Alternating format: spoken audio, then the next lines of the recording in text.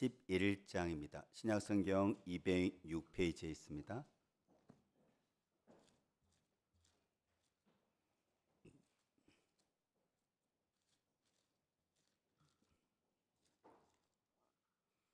신약성경 206페이지 사도행전 11장 1절에서 18절 말씀을 저와 여러분들이 돌아가면서 읽도록 할게요. 제가 먼저 하나님의 말씀을 제가 읽도록 하겠습니다.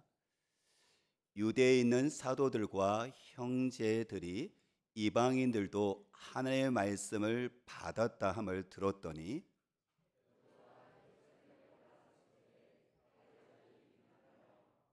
이르되 네가 무할레자의 집에 들어가 함께 먹었다 하니 이르되 내가 요빠시에서 기도할 때 황홀한 중에 환상을 보니 큰 보자기 같은 그릇이 내 귀에 매어 하늘로부터 내리어 내 앞까지 드리워지거늘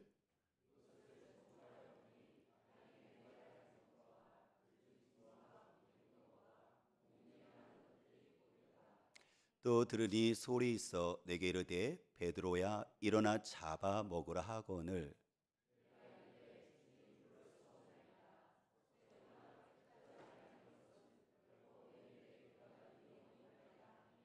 또 하늘로부터 두 번째 소리 있어 내게 이르되 하나님이 깨끗하게 하신 것을 네가 속되다고 하지 말라 하더라.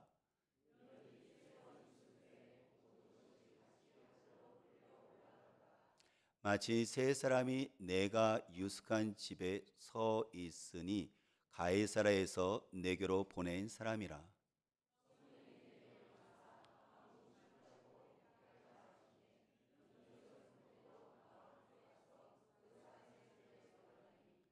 그가 우리에게 말하기를 천사가 내 집에 서서 말하되 네가 사람을 요빠에 보내어 베드로라 하는 시몬을 청하라.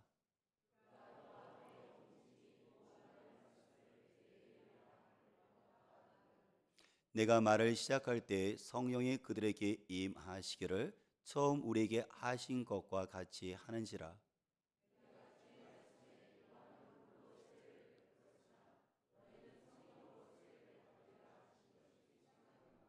그런즉 하나님이 우리가 주 예수 그리스도를 믿을 때 주신 것과 같은 선물을 그들에게도 주셨으니 내가 누구이기에 하나님을 능히 막겠느냐 하더라.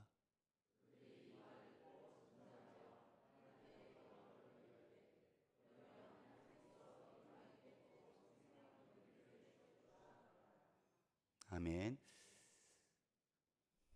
우리 같이 함께 사진 하나 보도록 할게요. 이 사람은 우리가 세계사 시간에 배웠던 콜럼버스라는 사람인데 1492년도에 신대륙, 지금 말하면 미국 있죠, 그렇죠? 미국의 그 대륙이 이제 우리가 북아메리카, 남아메리카에서 새로운 대륙을 발견했던 사람이 바로 콜럼버스, 이탈리아 사람인데요. 다음 사진 한번 보도록 할게요. 근데 그 당시에 우리가 지금 이쪽에 그렇죠? 이쪽에 있는 것이 지금 이쪽 그림이 지금 이게 아메리카예요. 지금 아메리카. 근데 이것은 그 당시에 새로운 대륙, 신대륙을 발견했다고 얘기하는데 왜냐면 그 당시에 오른쪽 보시면 여기가 유럽이에요. 그래서 그 당시에 있는 사람들은 유럽과 아시아 그리고 밑에가 아프리카잖아요. 그렇죠? 아프리카, 유럽, 아시아가 이렇게 돼 있어서 세계가 다 전 세계가 요 땅이라고 생각을 했었고 그 당시에 있는 이쪽에는 지금 미국에 있는 그죠 캐나다 미국 쪽에 있는 그쪽 땅은 사람들이 1492년까지는 이 땅을 몰랐어요. 근데 거기에 인디언들이 자그마치 거의 몇천 년 동안 살고 있음에도 불구하고 요 바다를 그저 중심으로 해갖고 이쪽하고 사람들이 전혀 교류가 없었던 거예요. 근데 그 당시에 콜럼버스라는 사람이 고정관념을 깼어요. 그 당시에는 사람들은 지구가 평평하다고 생각을 했어요. 이렇게 평평하다 생각해서 끝까지 가면 떨어져서 죽을 거라고 생각을 했었는데 그 당시에 천문학자들과 또 과학자들은 지구가 평평한 것이 아니라 둥글기 때문에 바다 끝에 갈지라도 떨어져 죽는 것이 아니라 살 수가 있다. 바다로 연결되어졌기 때문에 라는 것을 그 당시에 고정관념을 깨고 콜럼버스가 그걸 믿었고 배 세 척을 가지고 그가 떠났거든요. 그래서 그가 바다 끝으로 계속 가서 그 당시에 사람들이 알지 못했던 바로 새로운 대륙, 지금의 그 미국 사람들이 살고 있는, 그렇죠? 지금 아메리카를 발견해서 신대륙, 새로운 대륙을 발견했다라고 이야기를 해요. 그러니까 그 당시에 콜럼버스가 갖고 있었던, 그 당시 사람들이 갖고 있던 고정관념을 깼기 때문에 모험을 할 수가 있었고, 그리고 새로운 대륙을 발견하게 됐죠. 역사에 있어서 엄청난 발견과 대전환이 이루어졌어요. 그래서 새로운 대륙을 발견했고 새로운 삶이 이제 시작되어진 거죠. 근데 성경은 오늘 그 얘기를 지금 하고 있어요. 기독교 역사에 있어서 오늘은 이 사건은 엄청 중요한 역사거든요. 왜냐하면 유대인들에게 있어서는 그들이 갖고 있는 고정관념이 있었어요. 이방인들은 구원받지 못한다. 우리는 하나님께 선택받은 선민이고 이방인들은 구원을 받을 수가 없어. 그들은 구원에서 그들은 제외된 사람이야 라고 생각을 했었는데, 오늘 하나님께서 아니다, 유대인들의 고정관념을 깨뜨리고 유대인뿐만 아니라 이방인들도 모든 사람이 구원을 받는다라는 것을 그들이 갖고 있던 고정관념을 깼던 사건이 바로 오늘이에요. 만일에 그 당시에 이 하나님께서 유대인들이 그 당시에 유대인 크리스찬들이 갖고 있던 고정관념을 깨지 않았다면 저와 여러분들이, 이방인은 저와 여러분들이 이 시간에 예배를 드릴 수가 없게 되었을 거예요. 그만큼 엄청난 대전환, 새로운 세계를 발견했었던 바로 사건이 오늘 본문입니다. 1절부터 3절까지 잠깐 보도록 할게요. 1절부터 3절 보면 성경이 이렇게 얘기를 하고 있어요. 오늘 11장 1절. 유대에 있는 사도들과 형제들, 이 사람은 뭐냐면 지금 이스라엘 예루살렘의 교회에 있는 예수 믿는 사람들이 이방인들도 하나님의 말씀을 받았다함을 들었어요. 그러니까는 이방인들도 하나님의 말씀을 받았다. 다시 말하면 이방인들도 예수가 죽으셨고 다시 살아났다는 것들을 믿음으로 말미암아 그들도 하나님의 천국에 들어갈 수 있는 하나님의 백성이 되었다는 것을 그들이 들었어요. 근데 이것은 무엇을 얘기하는 거냐면 사도행전 10장에 보면은 가이사랴 지역의 이탈리아 군대 장관, 백부장이라고 하죠, 그렇죠? 고넬료가 이방인 사람이거든요. 그 사람이 예수 그리스도 베드로를 초청해 갖고 예수 그리스도의 복음을 듣고 그곳에서 그들이 하나님의 백성이 되었거든요. 그걸 지금 이야기를 하고 있는 거예요. 근데 그거를 지금 누가 들었냐면 예루살렘에 있는 교회에 있는 신자들이 그 얘기를 들었어요. 그랬더니 2절에 보니까 이렇게 반응이 나와요. 베드로가 예루살렘에 올라갔을 때 할례자들이 비난합니다. 뭐라고 비난하냐면 3절에 네가 무할례의 집에 들어가 함께 먹었다 하냐.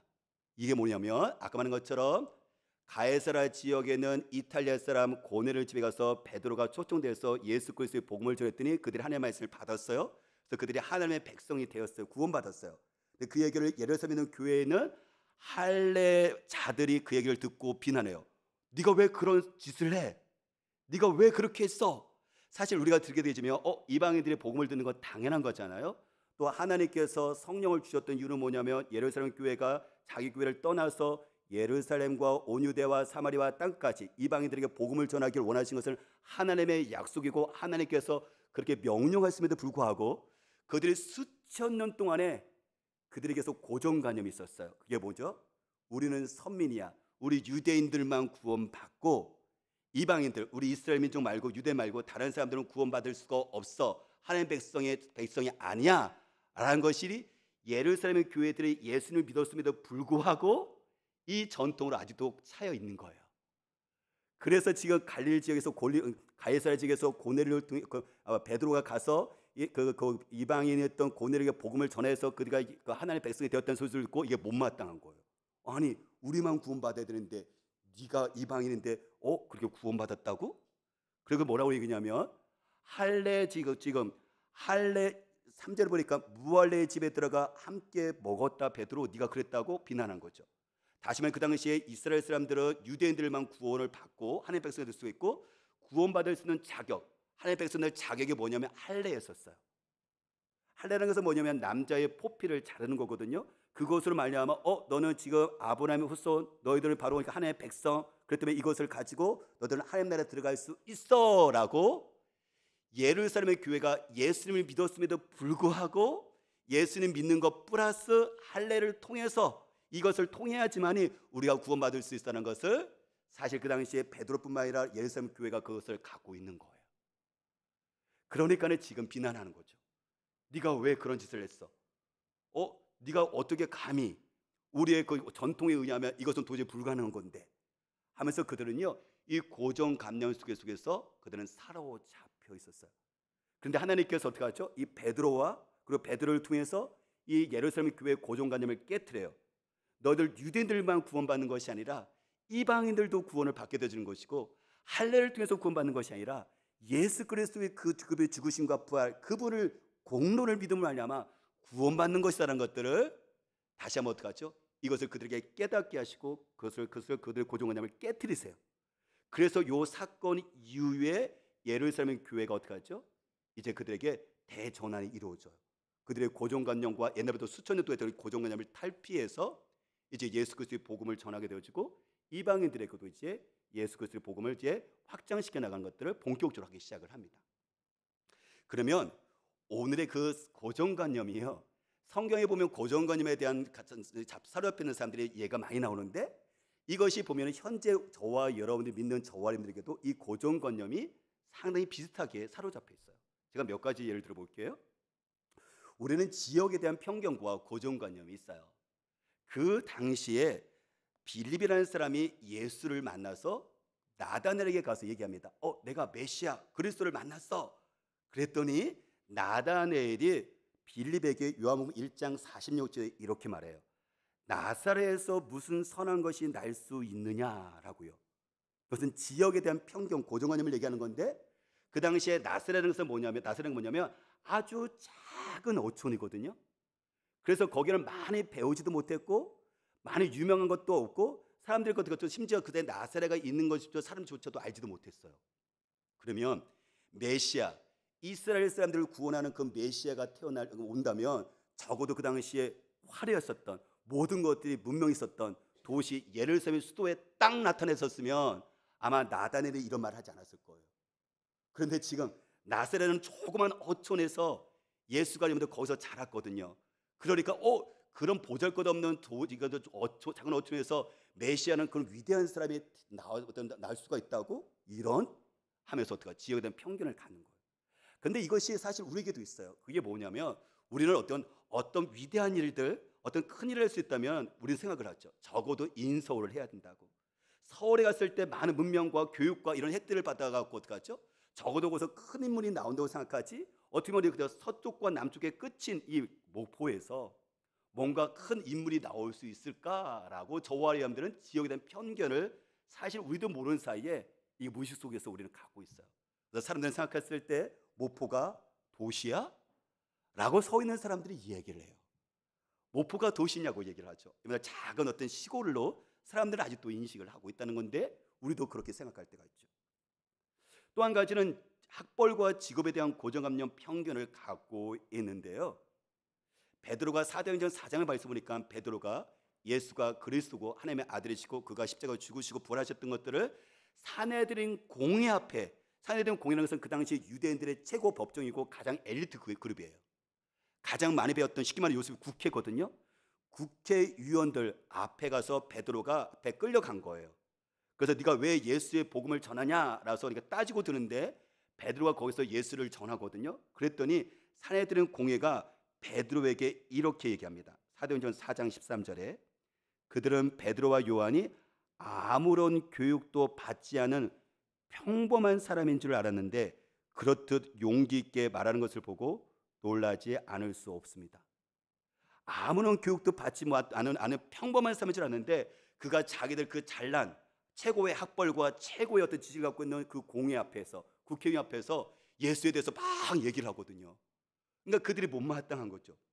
물론 베드로가 용기 있게 그렇게 얘기한 것을 보면서 저 사람은 많이 배우지도 못했는데 어부에 빌고하는데 그리고 평범한 사람인데 어떻게 저런 지식을 가질 수가 있지? 어떻게 저렇게 용기 있게 얘기할 수 있지? 라고 그 사람들이 이상하게 생각을 하는 거예요. 당시 그 얘기는 뭐냐면 그 당시에 많이 못 배운 사람은 저런 말을 할 수 없어. 그리고 저렇게 그렇죠? 저런 직업을 갖고 있는 사람은 우리를 설득시킬 수 있는 능력이 없어. 라는 이 사회적인 관념과 고정관념을 갖고 있었다는 것을 알 수가 있어요. 근데 이것은 사내들은 공의회가 베드로 앞에서 이야기하는 것뿐만 아니라 우리도 그런 생각을 하죠. 어떻게 하죠? 우리가 적어도 인서울의 좋은 대학교와 좋은 직장, 대기업을 가야지만이 우리는 어떻게 하죠? 잘 살 수 있고 행복할 수 있고 적어도 하나님께 쓰임받는 인생을 살 수 있다고 사실 우리는 말은 하지 않지만 우리는 그 생각을 하고 있어요. 그래서 자녀들에게 그 삶을 요구하고 있어요. 너희들 공부 열심히 해서 여러분들 엄마 아빠 주려고 하는 거냐? 너희들 위한 것이지. 그래서 너희들 서울에 있는 인서울, 세월에 있는 그 대학을 가라. 그래서 좋은 직장 대기업에 들어가고 너희들이 잘 살아라고 우리는 끊임없이 어떻게 하죠? 우리 아이들에게 욕을 하고 있다는 거예요. 지금 그것을 지금 이야기하고 있는 거예요. 그래서 물론 여러분들 그 학벌과 그리고 여러분들 그 직업이 여러분들 사람들의 삶 가운데 속에 필요한 것은 분명한 사실이지만 그것이 그 사람의 인생의 전체와 그리고 하나님께 쓰임받는 영향을 주는 여러분들 그 삶이라고 우리가 정말 그렇다고 우리가 공식화시킬 수는 없다는 거죠. 세 번째 우리가 갖고 있는 편견은 뭐냐면 부모에 대한 편견이에요. 심지어 내 자신이나 우리들 자녀들과 손주들이 우리 할아버지 할머니 그리고 우리 부모들이 배경이 좋았다면 그리고 부동산이 있었다면 주식이 있었다면 땅이 있었다면 집이 나에게 넘겨졌다면 나이가 금수저 출손이 있으시라면 내가 다른 아이들보다도 경제에서 이겨서 잘 살 수 있는 기회가 있을 텐데 라고 부모에 대해서 원망을 할 수 있다는 거예요. 근데 그것이 실질적으로 우리가 보면 사울이 이스라엘의 첫 번째 왕이잖아요. 사울을 이스라엘 첫 번째 왕으로 하나님께서 사무엘을 통해서 선택을 하시는데 사울이 뭐라고 얘기하냐면 이렇게 얘기를 해요. 사울이 대답했습니다. 저는 이스라엘 지파 가운데 가장 작은 베냐민 지파 사람이 아닙니까? 게다가 저희 가정은 베냐민 지파 가운데서도 가장 보잘것없는 가정이 아닙니까? 왜 제게 그런 말씀을 하십니까? 이게 첫 번째 이스라엘 왕 사울이거든요. 사울에게 하나님께서 왕으로 선택했더니 사울이 뭐라고 얘기하냐면 이거 주소가 잘못된 거 아니에요? 잘못 보낸 거 아니에요? 나는 베냐민 지파, 이스라엘은 12지파가 있는데 베냐민 지파가 가장 약한 지파예요.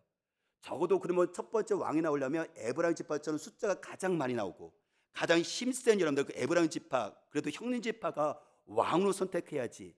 숫자도 가장 작고 찌찌질하는 이 베냐민 지파 중에서 그 지파 중에서도 우리 보잘것없는 우리 가정 여러분들 금수저 출신인 나를 왕으로 선택하신다고요? 이거 잘못 선택한 거 아니에요? 라고 사울 자신조차도 그걸 용납하지 못한 거예요.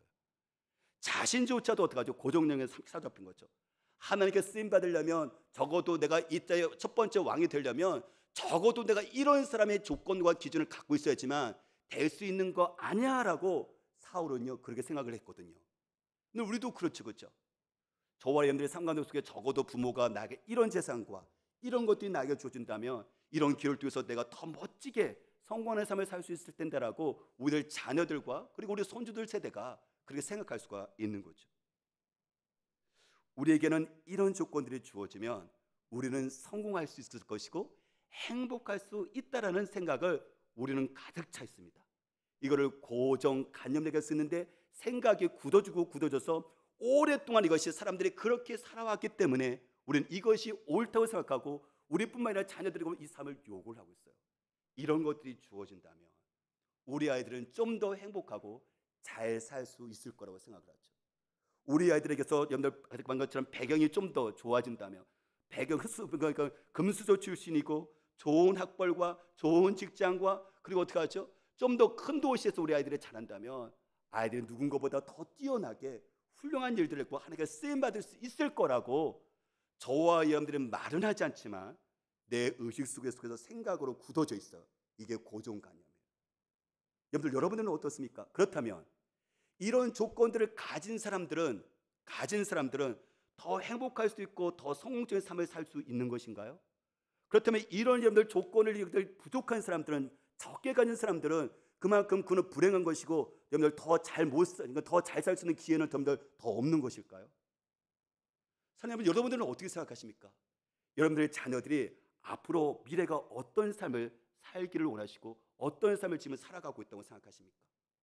많은 것들이 주어지면 그런 것들에 대해서 더 많은 기회가 주어질 것은 분명한 사실이지만 그것이 전적으로 옳다 100%를 생각한다면 그것은 오늘 성경에서 말한 것처럼 하나님이 없는 사람들이 갖고 있는 생각인 것이고 세상 사람들은 그렇게 얘기할 수 있지만 적어도 하나님을 믿는 사람이라면 적어도 하나님의 진리신 것을 믿는다면 모든 것들의 삶의 주인이신 하나님이신 것을 묻는다면 저와 여러분들이 이 고정관념을 깨라고 주님께서 요구하신다는 거죠.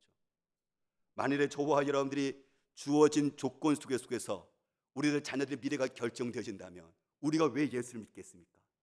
저와 여러분들이 이 시간에 왜 예배를 드리겠습니까? 그리고 살아계신 하나님이 역사의 주가 되시라고 우리가 왜 그렇게 고백을 할 수 있단 말입니까? 우리 아이들의 인생의 모든 것들이 세상의 어떤 조건이나 부모들의 생각에 의해서 고정돼서 결정되어지는 것이 아니라 오늘 역사의 주가 되신 하나님께서는 그 생각을 깨라고 말씀하십니다. 우리가 갖고 있는 그 생각, 그 편견을 깼을 때 새로운 세계를 발견할 수가 있고 풍성한 삶을 누릴 수 있다라고 이것바라고 우리에게 도전을 시키고 있다는 거죠. 그래서 오늘 본문은 그걸 얘기하는 거예요. 우리가 갖고 있는 고정관념이 무엇이냐? 여러분들 자녀들이 갖고 있는 그 고정된 그 편견이 무엇이냐? 그것을 깨라고 오늘 성경을 통해서 우리 주님께서 요청하십니다. 우리는 우물 아래 개구리라는 말을 씁니다. 우물 아래 개구리는 뭐죠? 그렇죠. 여기 우물이 있습니다. 근데 우물 안에 개구리가 들어가 있습니다. 그러면 개구리는 어떻게 될까요? 개구리는 지금 우물 안에 개구리가 있으면 개구리는요 바다의 깊이를 몰라요. 바다의 깊이를 설명을 못해요. 왜냐하면 우물 안에 있기 때문에 바다에 가본 적이 없어요. 본 적이 없어요. 하늘의 그 넓이가 얼마나 넓은지를 그는 몰라요. 왜냐하면 우물 안에서 하늘 요 틀에서만 우물의 틀에서만 봤기 때문에 하늘이 얼마나 광활하고 넓은지를 그는 몰라요. 설명할 수가 없어요. 왜요? 우물 안에 갇혀 있기 때문에 그래요.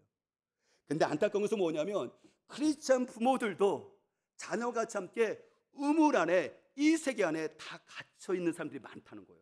오늘 예루살렘의 그 교회가 하나님께서 뭐라 말씀하시냐면 너희들이 내가 예수 그리스도께서 십자가에 죽으시고 부활하신 것은 너희들만 위한 것이 아니라 만민을 위한 것이라고 말씀에도 불구하고 그들은 어떻게 하죠? 이것은 우리를 위한 것이고 할례를 받아야 된다고 생각하고 그들은 어떻게 하죠? 그 속에서 비난 감정 속에서 그 안에 틀 속에서 이 프레임 속에서 같이 있다는 거예요. 요즘 많은 사람들이 프레임에 씌었다, 프레임에 갇히지 말라고 얘기하죠. 그런데 프레임이라는 건 뭐냐면 이게 프레임이에요. 이 틀. 우리가 사진 액자에 찍었죠. 그래서 액자에다가 사진을 넣잖아요. 사진의 액자가 뭐냐면 이게 프레임이에요. 근데 사람들이 말했을 때 프레임에 갇히지 말라는 건 뭐냐면 이 프레임에 틀에 테두리에 갇히지 말라는 얘기예요. 우물 안에 갇히게 되어진다면 하늘의 그 넓은 세계를 볼 수 없고 바다의 깊이를 볼 수가 없고 설명할 수가 없어요. 왜요? 이 프레임 안에 내가 이 고정관념에 갇혔기 때문에 어떻게 설명할 수 있고 경험할 수 있습니까? 근데 그것은 영향을 주는 부모에게도 마찬가지예요. 우리가 예수를 믿음에도 불구하고 자녀들에게 우리 선배들과 그리고 우리 부모들은 큰 영향을 주는데 내가 그 프레임에 갇혔는데 어떻게 자녀들에게 하늘의 그 높음과 하늘의 그 광활함과 바다의 깊이를 여러분들 얘기할 수 있습니까? 내가 아까 말한 것처럼 나는 목포에 있으니까 나는 학벌이로니까 나는 어떻게 극수조 출신이니까 이렇게 계속 이 프레임이 다 갇혀 있는데 그렇다면 하나님은 도대체 어디 계신지 밖에 나가면 모든 이 프레임 속에 갇혀버리는데 저와 애들이 어떻게 자녀들에게 그 꿈을 얘기할 수 있고 무엇을 얘기할 수 있습니까? 그때 오늘 성경 그 얘기를 지금 하고 있는 거예요. 제발 지역의 프레임에 갇히지 마라. 학벌의 프레임에 갇히지 마라. 네 직업의 프레임에 갇히지 마라. 너 자신의 외모의 프레임에 갇히지 마라. 너의 부모의 그 배경의 프레임에 갇히지 말라라고 우리 주님께서 지금 말씀을 하고 계신다는 거죠. 그렇다면 이 프레임을 여러분들 저와 여러분들이 이 고정관념을 벗어나야지만 깨야지만 새로운 세계를 발견할 수 있고 우리 자녀와 같이 함께 새로운 여러분들 삶을 누릴 수가 있는데 어떻게 이 프레임을 깰까요? 고정관념을 깰까요? 하나님 원하시는 세계로 나갈 수 있을까요? 오늘 보니까 두 가지를 얘기하고 있어요. 그 첫 번째는 바로 사절에 나와 있습니다. 우리 사절을 같이 볼까요? 우리 사절을 읽겠습니다. 베드로가 그들에게 이 일을 차례로 설명하여 베드로가 이 일을 그들에게 차례로 설명하여 그 얘기는 무슨 말을 한 거냐면 지금 베드로에게 비난이 들어왔어요. 베드로가 가이사랴 지방에서 이방인 고넬료에게 예수의 복음을 전했어요.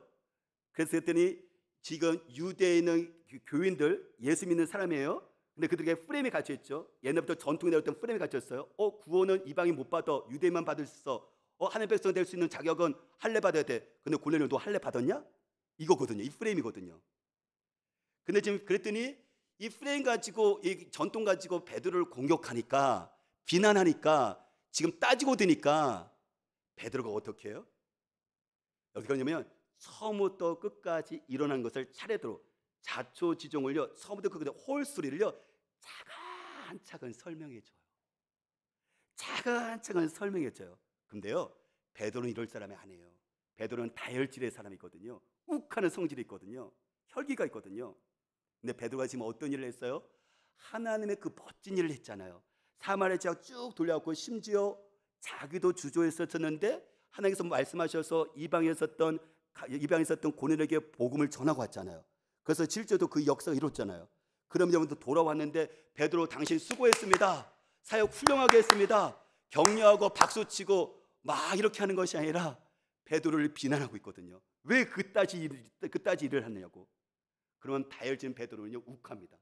어떻게 하죠? 똑같이 반응해요. 같이 비난합니다. 같이 싸웁니다. 베드로는 어떻게 하죠? 그 당시 예루살렘 교회에 그래도 권위자였어요. 수제자였어요.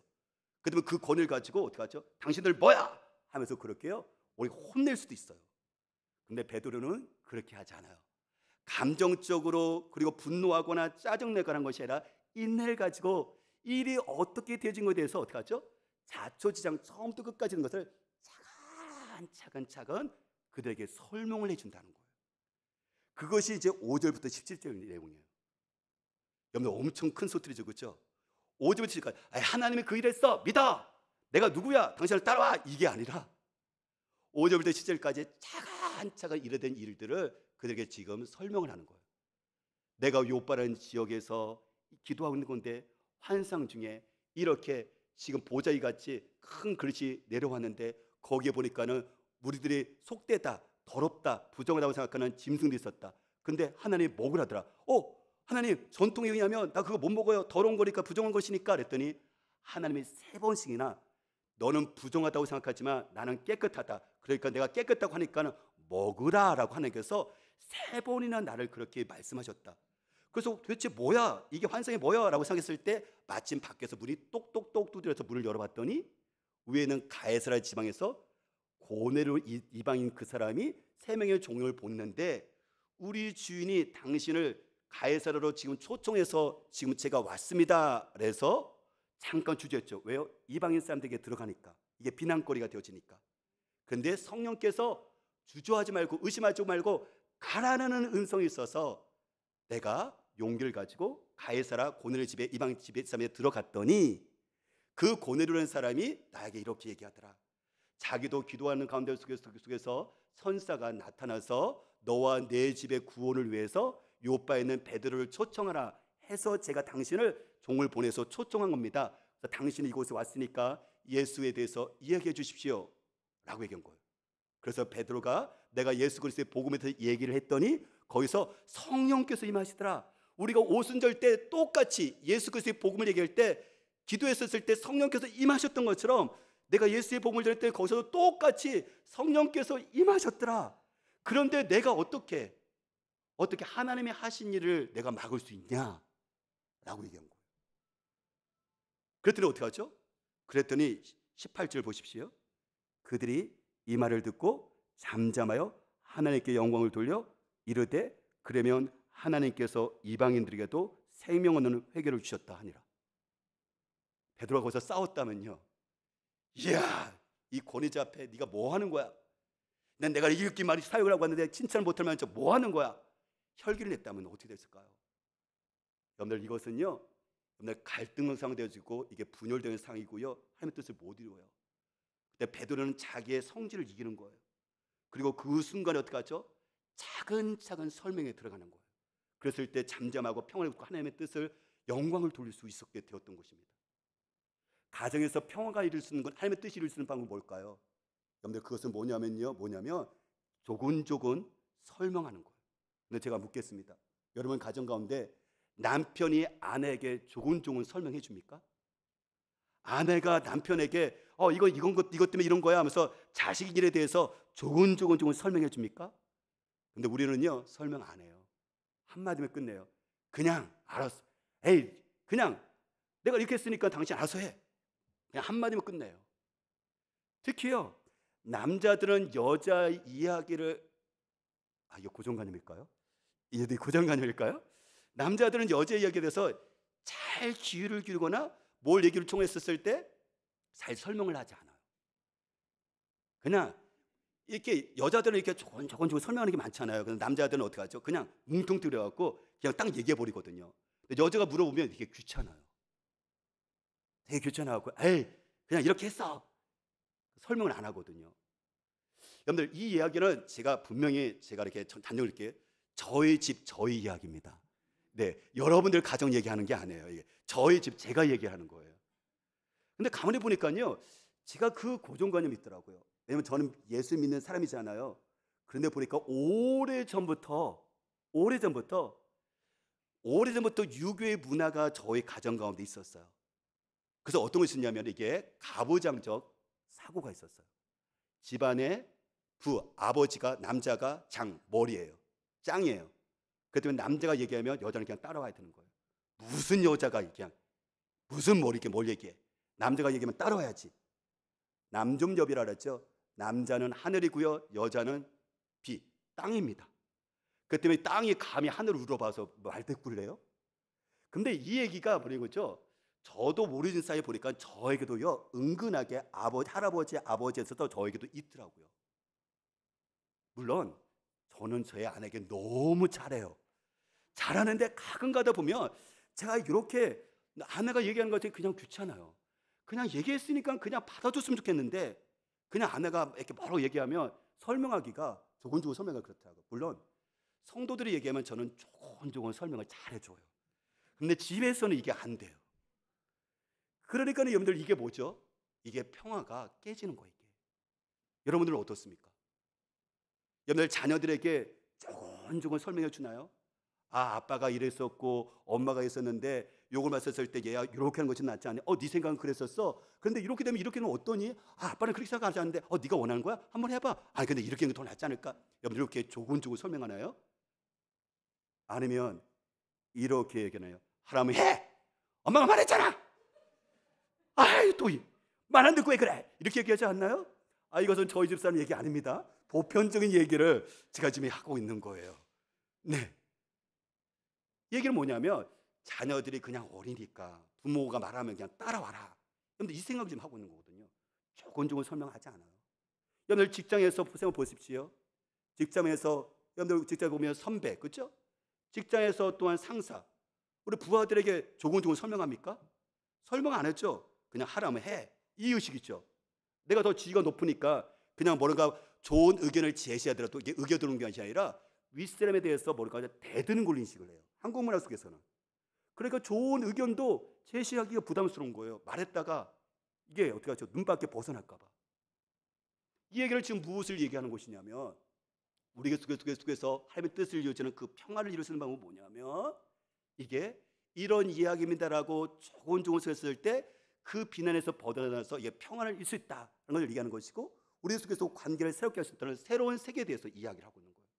저는 저와 여러분의 삶 가운데 속에서 좀 귀찮다 할지라도 내가 권위적으로 얘기하는 것이 아니라 부모를 할지라도 어떤 위치를 할지라도 어떤 것이 특히 어떤 그 사람에게 오해 소지가 있었을 때는 여러분들이 이렇게 자초지종을 조곤조곤 차근차근 통해서 오히려 오해를 풀고 그것 가운데 평화를 이룰 수 있는 우리가 되시기를 주님으로 축복합니다. 또 한 가지는 제가 나누고 싶은 것은 뭐냐면 오늘 성경에 보니까 12절 말씀 볼까요? 하나님께서 고정관념을 깨시는데 그가 두 번째 방법이 뭐냐면은 하나님의 말씀을 따라가게 하는 건데요. 우리 12절 말씀 볼게요. 12절 읽어볼까요? 성령이 내게 명하사 아무 의심 말고 함께 가라 하시매 이 6 행저도 나와 함께 가서 그 사람 집에 들어가니 했습니다. 성령이 말하니까요. 베드로가 사실 베드로가 어떻게 하죠? 가이사랴에서 종들이 와서 문을 똑똑 뚫었더니 지금 가이사랴에 오신 종들이에요. 우리 주인이 지금 이탈리아 지금 고넬료 주인이신데 우리를 보내서 당신을 보라 했어 그랬더니 고넬료가 순간 생각했죠. 요 환상이 요거구나. 이 속되다 이게 더러운 음식, 내가 속되 부정하다는 음식을 내가 먹지 못하는데 하나님 먹으라고 했구나. 그러니까 이방인들을 지금 부정한 음식이라고 생각했거든요. 그래서 하나님 저 교제 못해요. 음식 같이 못 먹어요. 근데 하나님께서 깨끗하다고 얘기했으니까 먹으라 했으니까 하나님께서 이방인들에게 가서 교제하고 음식 먹으라는 얘기구나 라는 것이 순간적으로 깨달았지만 아직도 그는 수천 년 동안에 이스라엘 백성들에게는 고정관념이 있어요. 유대인들에게는 우리만 있지 이방인 못 간다. 할례를 받아야 된다. 자격. 이 의식이 여전히 남아있어서 순간적으로 그것까지 주저하는 거예요. 주저했을 때 마음속에 성령께서 뭐라 하시죠?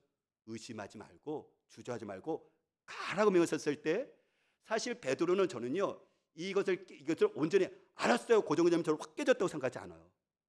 이것이 수천 년 동안 있었던 고정이기 때문에 그래도 하나님 말씀하시니까 환상과 이 성의 음성을 좀 말씀하시니까 알겠어요 라고 어떡하죠? 이 순종의 발걸음을 내딛는 거예요.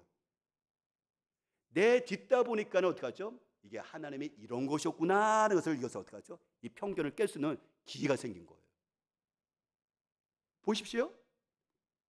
우리 성경 말씀 뭐냐면 13절 말씀 볼까요? 13절 읽어볼게요. 그가 우리에게 말하기를 천사가 내 집에서 서서 말하되 네가 사람을 요바에 보내어 베드로라는 시몬을 청하라 라고 얘기를 하고 있어요. 그들이 가이사랴 갔더니 고넬료가 말합니다. 나에게 기도하는데 천사가 와서 너와 내 집을 위해서 베드로를 청하라고 했어요. 그래서 천사가 말한 것에 대해서 지금 순종해서 지금 종들을 베드로에게 보낸 거잖아요. 늘 천사가 또 넓은이 말하면 하나님이 하나님께 속한 것이고 성령의 음성도 너기에서 가면 하나님이시거든요. 고넬료나 그다음에 베드로도 똑같이 뭐죠? 하나님의 말씀에 그가 이해가 온전히 되지 않지만 순종으로 지금 한 걸음씩 나가고 있었을 때 하나님의 뜻이 이거구나라고 해서 그 편견과 고정을 깼다는 거예요, 여러분들. 마찬가지로 저와 여러분들의 편견을 깰 수 있는 방법은 뭐냐면 이게 너무 견고해요. 너무 굳어 있어요. 깰 수 있는 방법은 뭐냐면 하나님의 말씀에 저와 여러분들이 어떻게 하죠? 한 걸음씩 한 걸음씩 그것을 따라서 나아갔을 때 이것이 세계가 펼쳐지는 것이고 이런 것이구나 하는 것을 여러분들 경험하게 된다고 우리는 성경을 우리에게 도전하고 있다는 거예요. 저는 저와 여러분들 속에서 한 가지 꼭 이야기하고 싶은 것이 있어요. 하나님께서 우리에게 사도행전 1장 8절을 말씀하셨죠. 뭐랬죠? 그러니까 성령께서 임하시면 권능받고 예루살렘과 온 유대와 사마리아 땅까지 내 증인이 되라 말씀하셨는데 예루살렘 교회가 어떻게 하죠? 그것에 대해서 들었지만은 그들은 고정관념 속에서 나가지 못하죠. 핍박이 왔어요. 핍박이 오니까 할 수 없이 어떻게 하죠? 그들이 사마리아와 그다음에 저 위에까지 있죠. 이방 지역까지 퍼져나가기 시작했어요. 하나님께서 우리 온세대 교회에 우리에게 말씀하십니다. 너희들이 모포와 전라도와 북한과 세계에 하나님의 증인되라고 말씀하시는데 우리는 여전히 어떻게 하죠? 하나님 우리 교회 안에서 우리 교회만 이렇게 계속해서 머무를 수 있는 점들 그런 것들이 충분한 생각들이 고정관념이 많다는 거예요. 근데 이번에 하나님께서 그걸 깨뜨리셨죠. 뭐죠? 코로나는 여러분들 3년 동안의 그 팬데믹 통해서 세계 수백만의 사람들이 죽었어요. 수많은 아이들이 그것을 말며 죽었어요. 수많은 아이들이 돌봄을 받지 못하고 죽었어요. 저는 그것을 보면서 뭘 생각하냐면 정말 세계가 하나구나. 정말 가깝구나 생각했거든요. 하나님께서 그 환난을 통해서 우리가 말씀하신 건 뭐냐면 너희들이 너희 교회만 챙기지 마라. 너희들 아이들만 돌보지 마라. 수많은 아이들이 수백만 아이들이 죽어가고 있는데 정말 너희들이 예수를 믿는다면 정말 너희들이 생명을 귀하게 여기는 예수의 사랑을 받았다면 너희들이 교회 울타리를 벗어나서 그 아이들을 제발 좀 돌보라는 하나님의 강력한 부르심이 저는 이 코로나를 통해서 있다고 저는 생각이 들거든요. 그래요. 이 말씀에 저와 여러분들이 어떻게 하는 거죠? 순종해서 한 걸음씩 나가보는 거예요. 그래서 우리 애들에게 어떻게 이 주변을 보면 어떻게 하죠? 다문화 가정들과 외국인 근로자들이 수없이 있어요. 우리 모포에도요. 그들에게 하나님 그러면 그들에게 기도하고 그들 아이들을 자녀들을 섬기고 하나님 우리가 어떻게 하면 좋겠죠라고 기도하면서 그에 대한 고민 속에서 우리가 순종의 발걸음을 한 걸음 나가는 거예요.